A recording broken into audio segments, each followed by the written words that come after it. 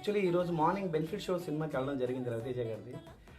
పండగ సినిమా అంటేనే ఇలాంటి ఎంటర్టైనర్ సినిమాలు ఎక్స్పెక్ట్ చేసుకుంటూ వెళ్తాం మనం. కాకపోతే ఎందుకో రవితేజ గారు చాలా డిసప్పాయింటెడ్ చేశారని నా ఫీలింగ్. రవితేజ నుంచి మనం ఎక్స్పెక్ట్ చేసేది వేరు, సినిమాకి వెళ్ళాక ఒకటి వేరు. సినిమా ఎలా ఉందంటే సాయంత్రం పూట సీరియల్ అయిపోయింది. నిజంగా నాకు అనిపించింది. కొందరు పెయిడ్ రివ్యూస్ ఇవి అనుకో నేను పోస్ట్ చేస్తే వీడియోకి పెట్టారు. వాస్తవానికి మాట్లాడాలంటే సినిమా చూసి చాలా మంది మాట్లాడరు. సినిమా చూస్తే మనం కరెక్ట్గా ఆలోచిస్తే ఎలా ఉంటుందంటే ఫస్ట్ ఒక ఫ్లోలో స్టార్ట్ అయ్యి ఎండింగ్ వచ్చేటప్పటికి ఈ సినిమా కథ ఎక్కడ ఉందిరా బాబు అనే ఫీలింగ్ వస్తుంది.